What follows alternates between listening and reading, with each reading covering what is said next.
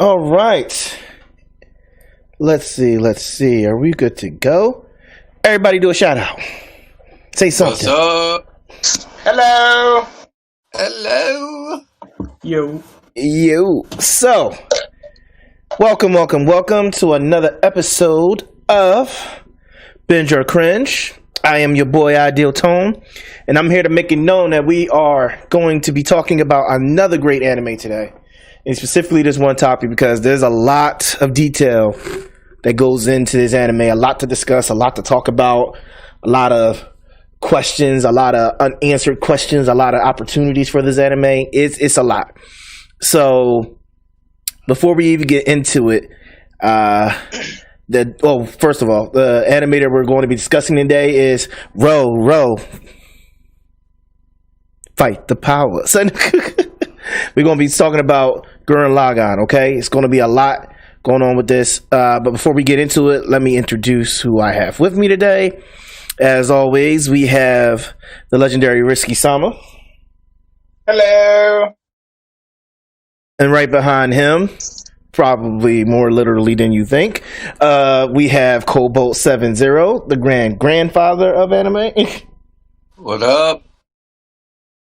And then we have a newcomer, which I've been trying to get him on for as long as I can remember. And yes, I'm putting it out there. We have Jiraiya with us About today. time. He's finally on the right side of the fence. Right. Seriously. Been- I told him earlier I had to hold myself out for this. You had to hold yourself out for Gurren Lagann.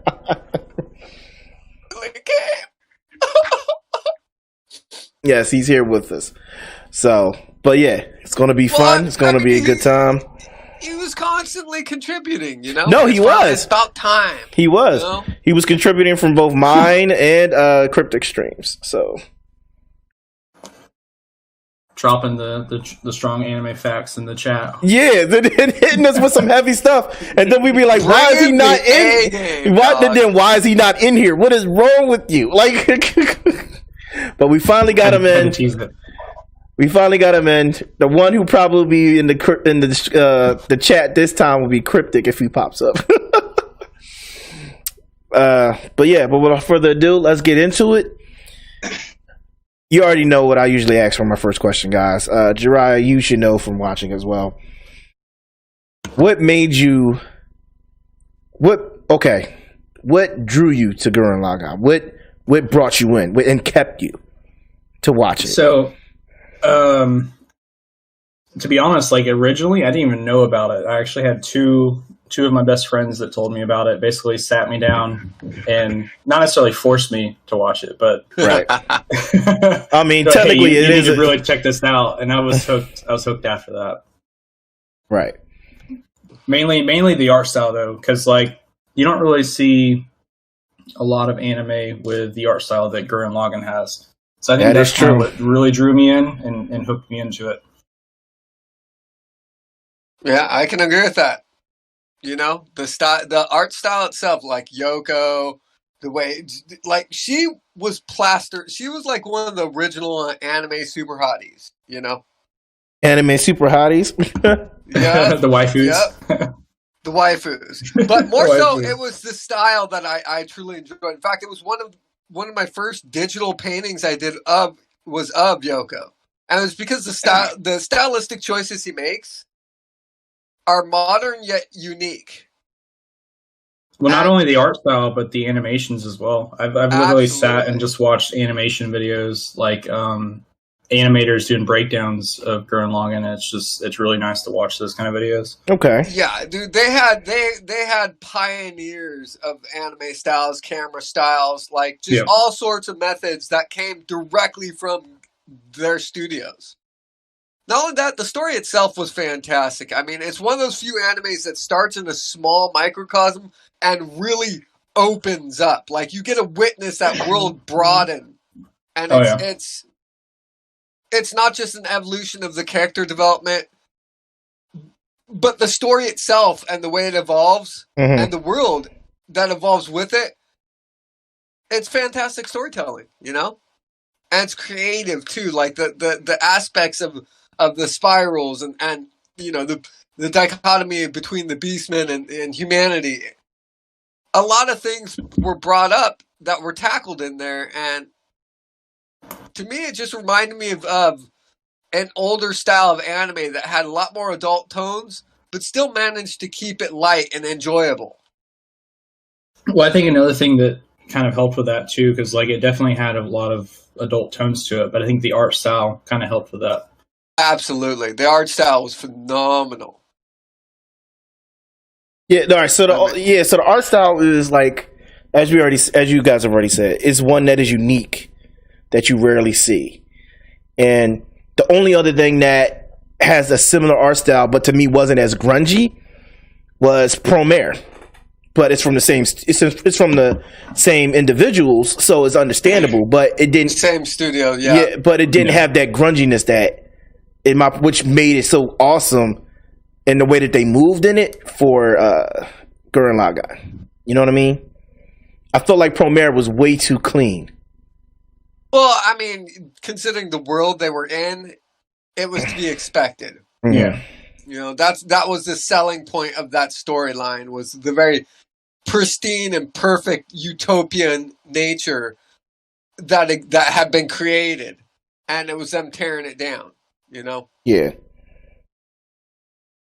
So, whereas, you know, Gurren Lagann started literally in the dirt, in the earth. So it had a far more gritty feel to it.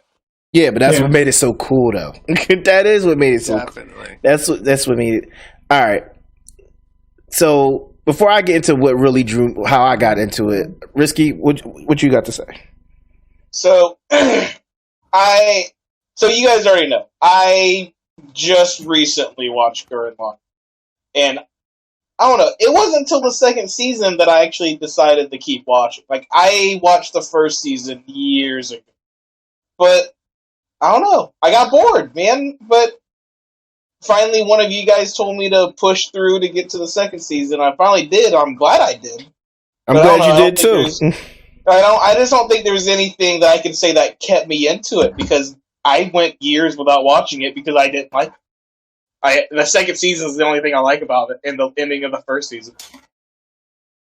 Yeah, the second season definitely goes hard. I will say that's what you like about it. I will say until you get to like episode 5 or 8, it's a slow kind of start because it's building. You know what I mean? Mm. I will say that. I agree with that. Well, it's almost like like what Cobalt was saying earlier. It was the anime was definitely, or even like what you just said, it was building. It was culminating this giant universe, and you didn't really get to see that until season 2. Like, you were slowly seeing pieces of it here and there as you were going through season 1, but season 2 is where you kind of saw all really come together and how big everything was and how grand it was. Yeah, you really don't even see the breadth of how large it actually is until the end of the first season. Yeah.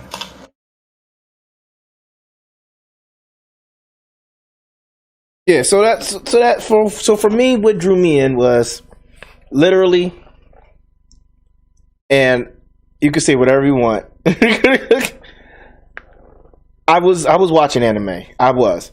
But what drew me into Gurren Lagann was one day I was bored and I was still young on anime. I didn't really know much about it besides, the generic brand anime and everything, right? This is what, I'll be honest with you, Gurren Lagann was one of the, besides, what do you call it? Toonami and all that. So yeah. But Gurren Lagann and one other got me into really like searching for other anime to watch, and then finding websites online and yada yada yada. You know what I mean? Yep.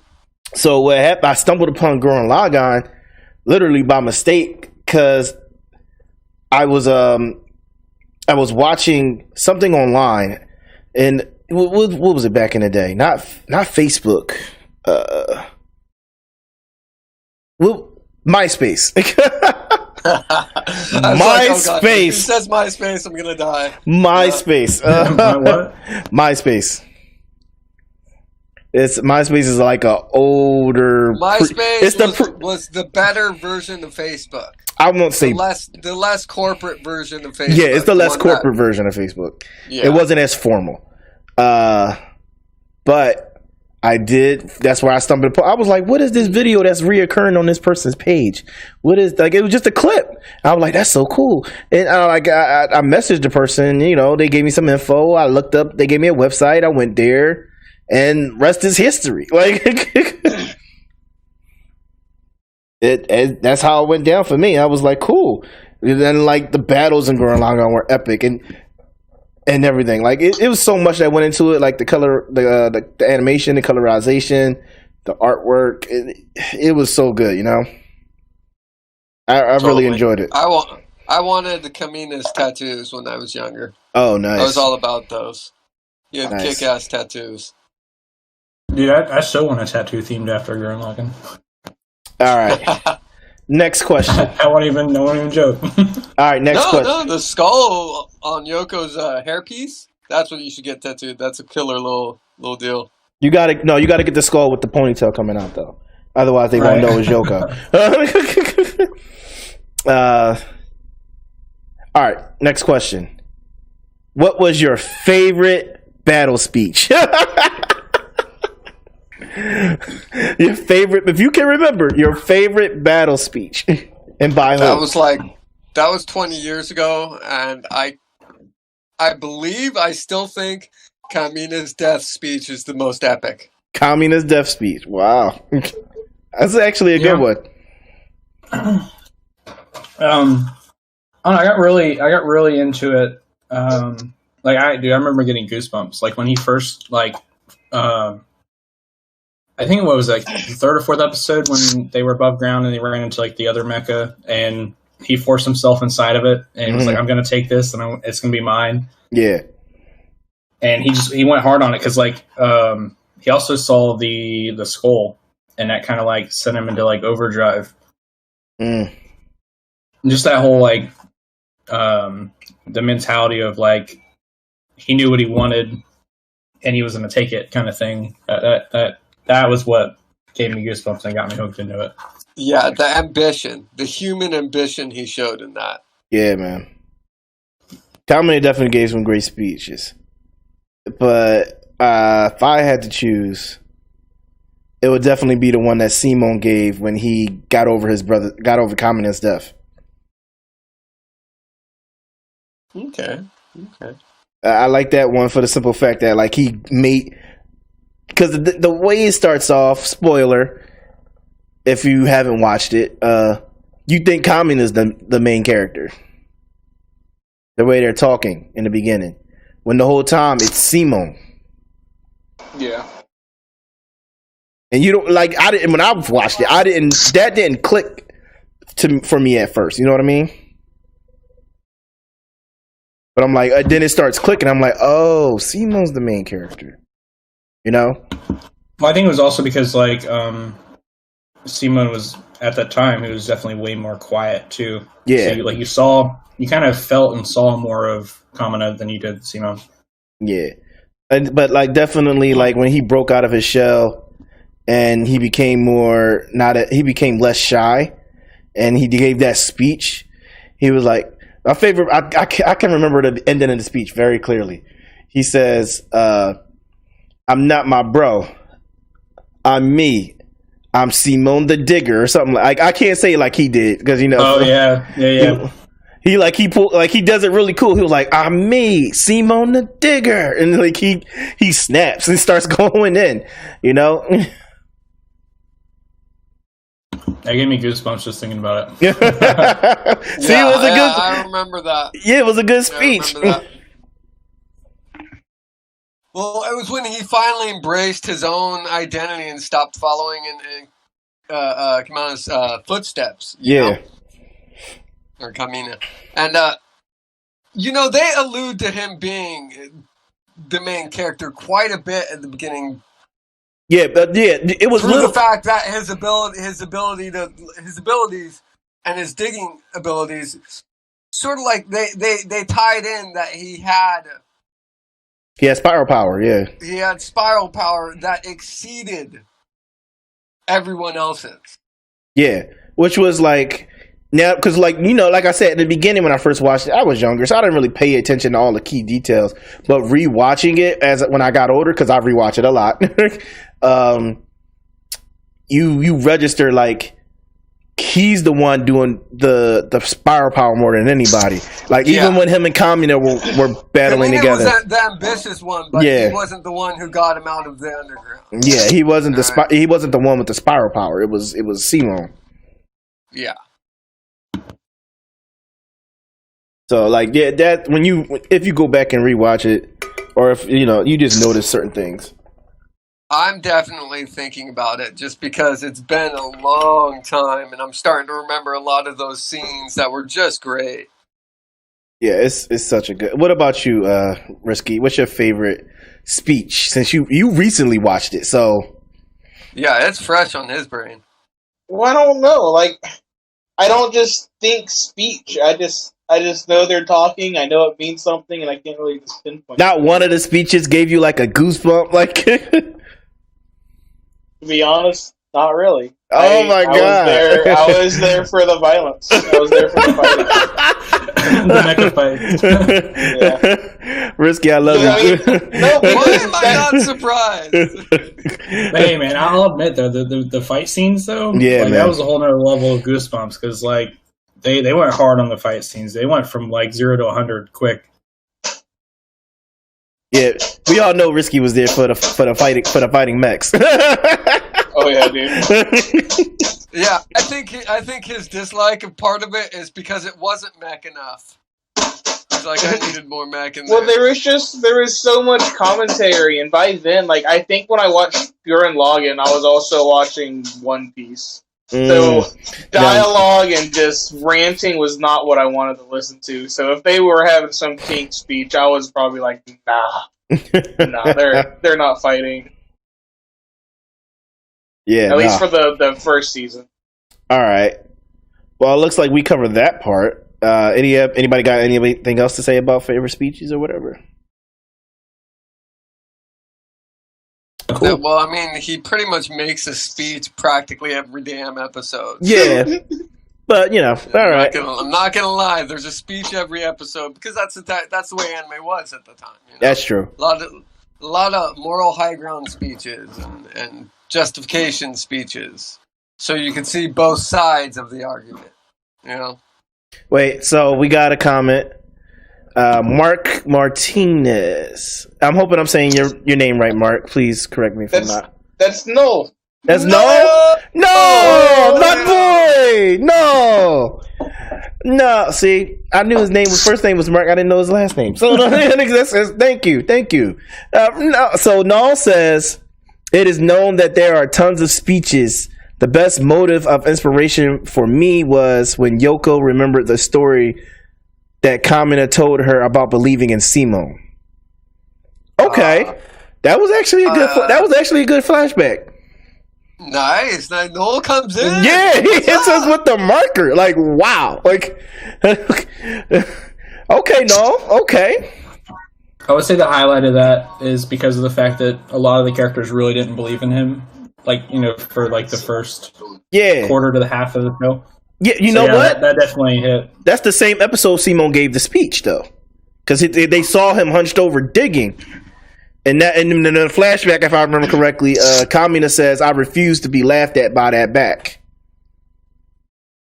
And that's all you see is Simon's back when he's digging. Yeah.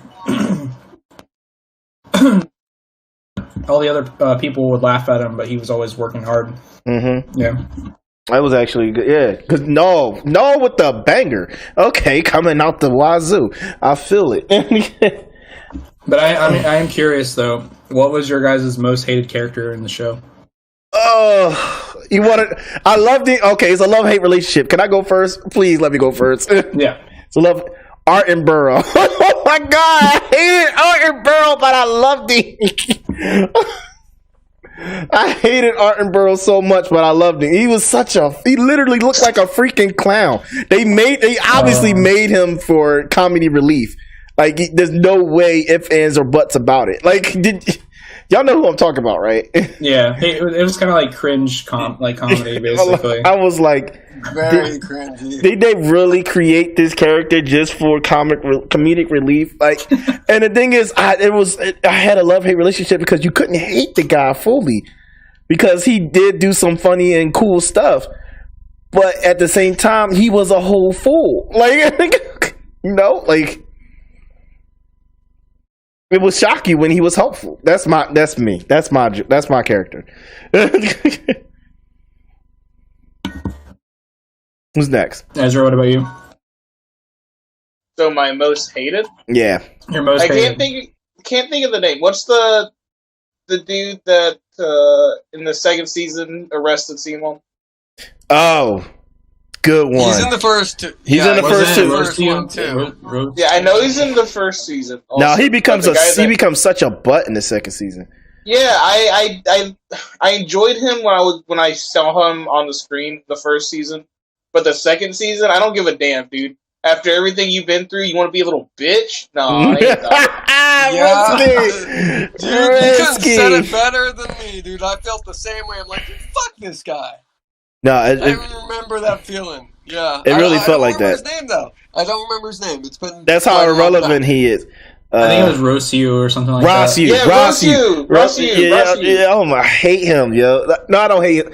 No, I still sticking with Attenborough, but in the second season, yeah, he irritated the crap out of me. I was so happy when Simon slugged him. Yeah, he was kind of a turd, like even in season 1. Yeah. Not as bad. And then he want people to feel bad for him when Simon does what he couldn't do. Like, yeah, Simon's awesome. Like, what you expect? Like, Simon was never. What about you? Yeah. Cobalt? Yes, sir. Yeah, he asked, "What about you?" Oh, I picked the same dude. I hate it. Same dude. Rossiu. Oh, okay. Dude. Absolutely. He's the traitor, dude. He's the traitor in the series. He betrayed the entire premise of what communists stood for, and that was what they. Wait, Cobalt, you're breaking up. All brushed then. Wait, say it again, Cobalt. You was breaking up. I felt like they were trying to make him the individual. They tried to make him the only person who was practical, but really he just came off as a bitch. That's true. He was annoying. Yeah. And then the girl who fell in love with him, I never understood that scenario. It was fake. It never actually happened. No, seriously, like her sisters, like, would have slugged the crap out of Rossiu, but she fell in love with him. I never understood that dynamic, especially like the rest of her family didn't feel the way feeling the way he was acting. Mm. Yeah, that's weird. But I guess you can't help who you fall in love with. Whatever. True. I know. I've been loving you for years. Oh my goodness! It's only been 3. As I said earlier, I hope there's enough room at the Shiki for 2. Yeah, too bad it's not. I would have to say the one that I didn't really care for the most would probably be Kitan. Who? Oh, Kitan. Yeah. He felt like he was trying too hard to, like, basically be Kamina. Yeah, sometimes it did. I mean, Kitan had its cool moments, but yeah, I feel you. Sorry. Yeah, I definitely understand where you're coming from with that one. Kitan was alright. Kitan was alright. He's alright. Okay. Now, obviously there was only really 2 major villains. But who do you think had more stage presence as a villain? The king of the anti-Spire homeworld or Lord Jadon?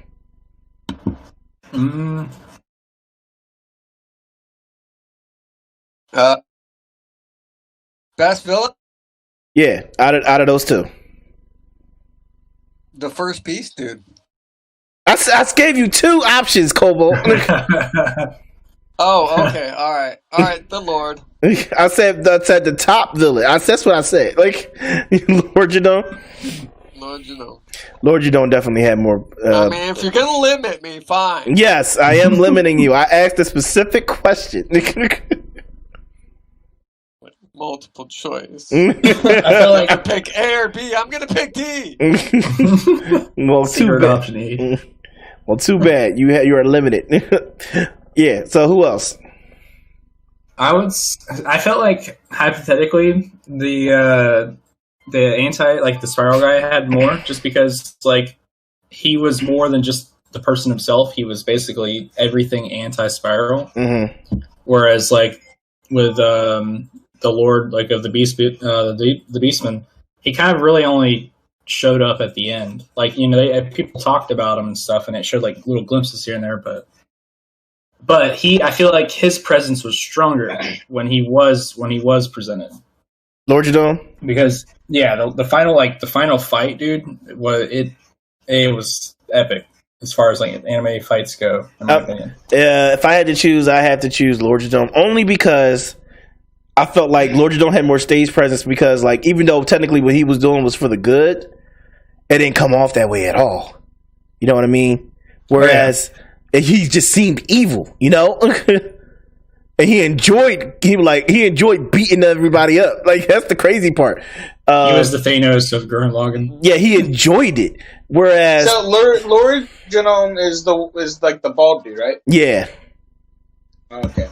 Yeah. Whereas the anti-spiral king, I felt that he felt what he was doing was way too righteous to really seem evil, you know? That's just my personal opinion on that. You know, I don't know if y'all feel the same way about that, but no, I agree with you. Yeah. I agree with you on that. Yeah. Whereas Lord Genome just seemed cocky, and I'm just doing this because I want to, not because I'm trying to keep humanity safe. Yeah, that's one thing that I think is gonna make me pick the Spiral King or Spiral whatever over Lord Genome. Just because I love the fact that he's everything. He's everything around him, and the fact that someone even has the capability like that. I understand the Lord Genome, whatever. He's cool. I mean, he was a cool villain, but was he everything? Was he matter itself? No, he wasn't. Yeah, he wasn't. But you know, eventually the anti-spiral king no longer was either. If you like, well, I mean, then they're both bitches in that aspect because they both lost. Most villains lose. I mean, either way, they're losers. Let me see. Oh, snap! What was the other question I had? Oh, excuse me. Jesus. Hey, sometimes you got to yawn. But yeah, so all right. So it's two. So we're 2 against 2 for that. I mean, but at the same, I do respect your various points. Like I know you guys respect mine. So I felt like that was a good topic to bring up. 100% respect. But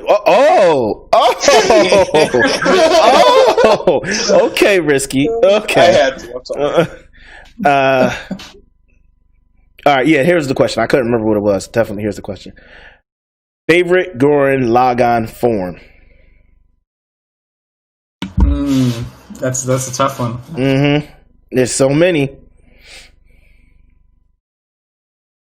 Dude, the final with all the spiral energy rolling through it, that was the best form, hands down. Tengen Toppa? I'm gonna have to agree. Tengen Toppa Gurren Lagann? Yep, the final. That's what it was called, then yes. Yes, that's what it was called. Oh man, I feel like Super has it in my heart. Oh yeah, there was Super Tengen Toppa, wasn't there? Yeah, that was like pure energy. Like, yeah, it looked like Simon and Kamina fused together. Yeah. For me, it was the end one just because of the way that they did the energy in between the joints and stuff. Oh man, it was the coolest looking mech I'd seen in a while. I'm gonna be real, that fight was awesome too. I'm a sucker for glowing parts. No, that fight between the two, like when the anti-spiral people rose up into the same form, And he was like, "Fine, we'll challenge you on your playing field." Yo, that battle was epic, yo. And like, but also like when they went to the moon base, like you didn't even really expect it. You're like, oh, they're just going to this base to like defeat some bad guys, and all of a sudden they got a new form out of it. That was kind of a huge step up. That's true. Sort of like an evolution. Yeah, I thought that was pretty cool too. Yeah. So yeah, because you had how many different forms? You had Logon, then you had Gurren Logon, then you had what was it? Arc Gurren Lagann? Yeah, Arc, and then Super Galaxy Dai Gurren. Super Galaxy Dai Gurren. Then you had Tengen Toppa Gurren Lagann. Yep. And then Super Tengen Toppa Gurren Lagann. Yeah, we had a lot of evolution of forms. Especially and they were all in the second season. Like all in the second season.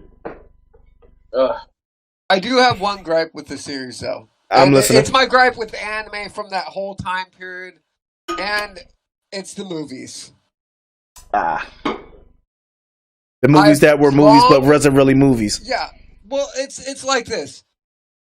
Every great anime series ends up getting movies that are really weak side stories. Sometimes they're good side stories, but they're always side stories. Mm-hmm. And eventually you're just like, dude, it's not going to change. It's not going to add anything really to the series itself. Why am I wasting my time? And Gurren Lagann tried to do that. They did have one or a two-part movie that sort of encapsulated the entire series. Mm-hmm. And it washed right over the first season for the most part, Yeah. But it was good, but I mean, I just hate the side story element to the movies, and that's why I'm so stoked with Demon Slayer doing a whole arc as the movie. That's brilliant. I wish every anime created movies that were canon and furthered the story. Yeah, makes sense. So that, and you know what? I guess that brings me to my final question. And please I know this can make the topic pretty winded, but we're starting to run out of time. So just keep your answers short if you can. Kobo. Dude, I haven't watched it in 20 years. My memory's because it's something that we were recently just talking about. Where would you, if it was there a continuation, what would you like to see happen in Gurren Lagann? All right. I'll take this one. At the end of it, you have Simone as a wanderer with the spear. I always thought that looked awesome, and I wish they had continued, like maybe a tales of him in the future. Traveling around, seeing the world, seeing maybe a different aspect of the spiral energy, or maybe a future generation that evolves out of this whole story. That he comes to teach them the truth of the story. I'd love to see something like that. Right. All right. See, I didn't go off. Yes, you did. I'm proud of you. Jiraiya? I'm going to probably end up sticking with what I was almost getting into earlier before you had told us to stop. I think if they had went with like it could be even a completely different character, honestly, for whatever purposes that if they had done something like that. But if they just did a side story where it was just like, or if it was basically the Beastmen trying to reclaim like their power like over the humans or something like that, and then either a small group of people or kids or something, like maybe kids that resemble Simon, something like that, I think would be pretty cool. Just to kind of give you that that I'm trying to think of the word for it. Just like it's like you're kind of re-seeing the show again, almost, but not completely. Like it's something new, but you're still getting that same level of energy from it. Okay, I see that. Because there was definitely a lot more they could have done with the whole Beastman thing. That's true. In a different direction, I'll say, because where they went with what they actually did was great. It was amazing. But I feel like they still have a lot more they could do with those characters. Okay. Definitely. They could have done a lot more with the beast culture itself, you know? No, I agree.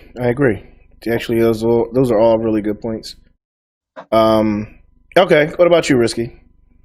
Like, because like Risky, you're fresh on this, as we already said. But so, like, what would you like to see happen?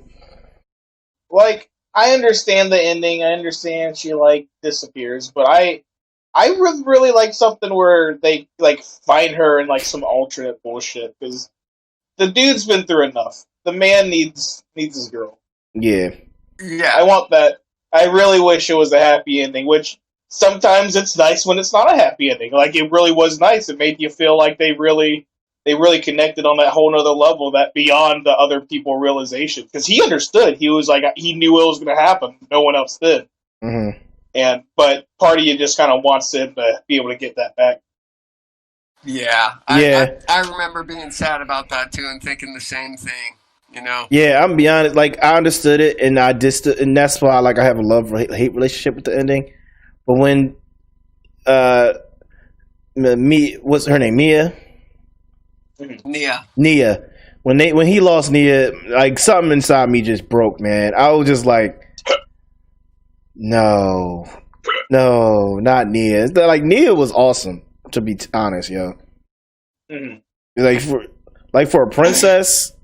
And someone who was raised up confined in like walls and everything, she was pretty strong. You know what I mean? Like, willfully.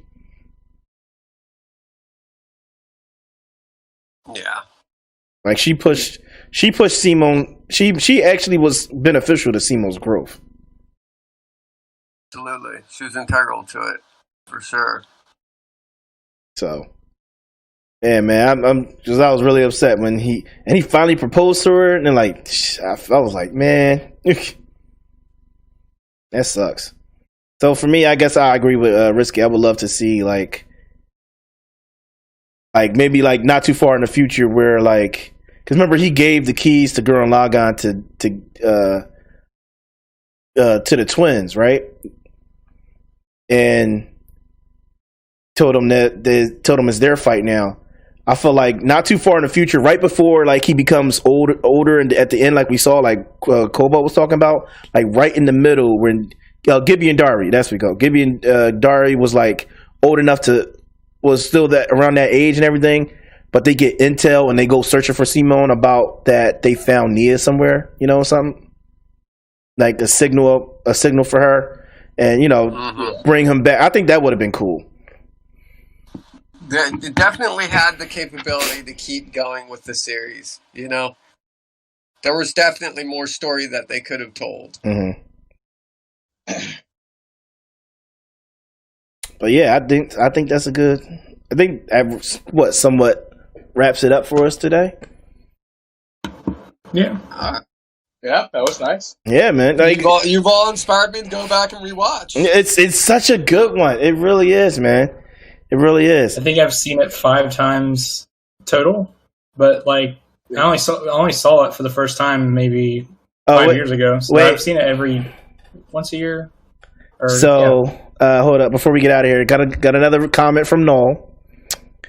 He says, "I would have liked to see if Simone went and visited Yoko and made little Simones." What? Why Yoko?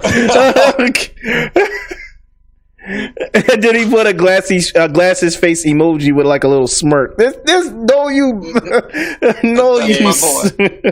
Oh man, I love that man. He's crazy, bro. Like, really. I mean, crazy, right? What's up, Yoko? I'm done.